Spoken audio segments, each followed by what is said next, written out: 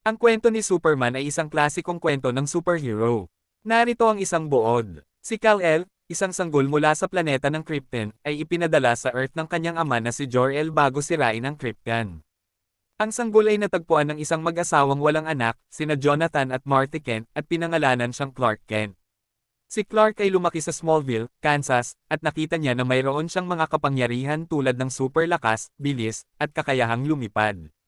Ginamit niya ang kanyang mga kapangyarihan upang tulungan ang mga tao at protektahan sila mula sa mga panganib. Nang lumipat si Clark sa Metropolis, siya ay naging isang mamamahayag sa Daily Planet at nakilala bilang Superman.